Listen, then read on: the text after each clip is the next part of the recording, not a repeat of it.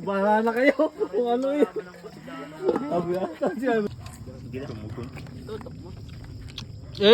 Yabi mo. Wala nang.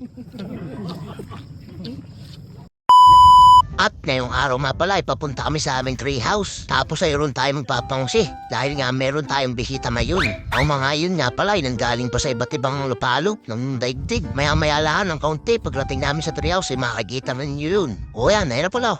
Ow! Wow! Chorba! Ang daming balbon! Charot! Yan, sila nga pala yung mga sekretary ng barangay captain. Di kong sasabihin kung saan at papuntahan pa ninyo. At ito na nga, pagdarating namin sa treehouse ay dali-dali na namin nasikaso ang mga bagay-bagay. Sinimula namin sa pagsasaing at sa paggagayak ng aromatics. At dahil nga sobrang init ng panahon ay bumili kami ng ilo with ice room sa Antarctica.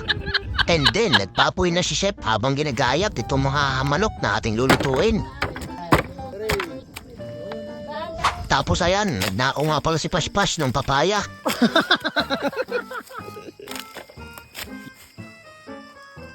Papaya. Hara na nga at magsisimula na magluto si Lover Boy. Si Chef Boy Indoy.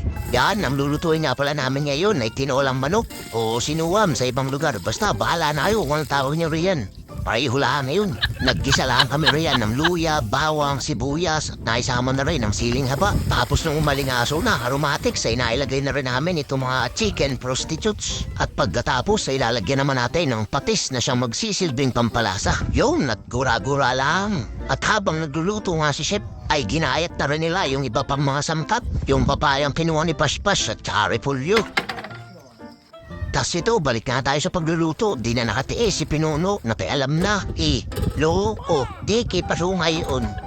Tapos yan, nung medyo malambot na ang manok at nagisa-gisa na ng maayos, ay lalagyan naman natin ng tubig para sa ating sabaw. At naisabay na rin pala namin itong papaya. Tapos ay tinimpla na namin ng asin tsaka bitchin. At nakalimutan pa nga namin ng chicken cubes. Unga.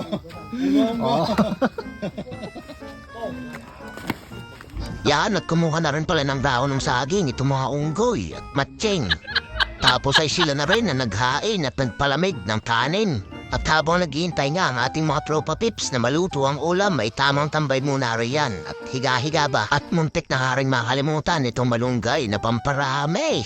Pamparami na ano ba yan, ha? Yun, at kumulo-kulo na nga, kaya nailagay na namin ng mga vegetables. Yung malunggay at saka itong repolyo. Maya-maya lang, ay daling-dali na yan. Ay no!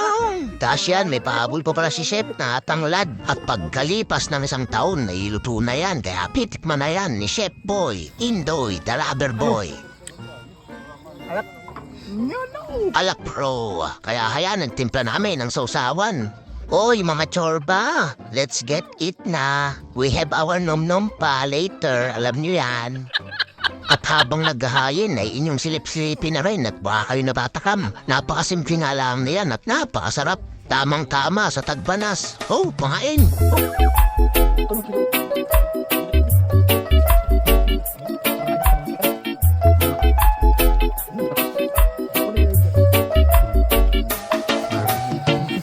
Dasyo, may kape na rin. Dasyo, kainin mo raw. Nakatupad yun. Yabi mo. Wala nang.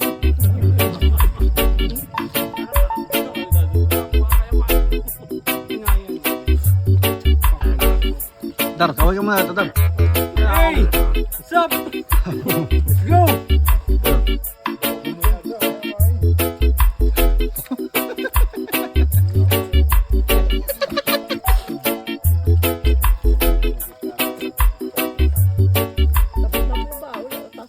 At bago matapos ang video ito ay maraming salamat sa nag-sponsor ng pangusin namin. Sana po ay magpanagpo ulit tayo sa susunod. At shoutout na rin sa Opeñano family, sabi ni Miss Elaine. At shoutout rin kay Eugene Borsena from Batingan. Yan, kung mabot na po kayo rito, ay wag niyo pong kalimutang i-like at i-share itong ating video.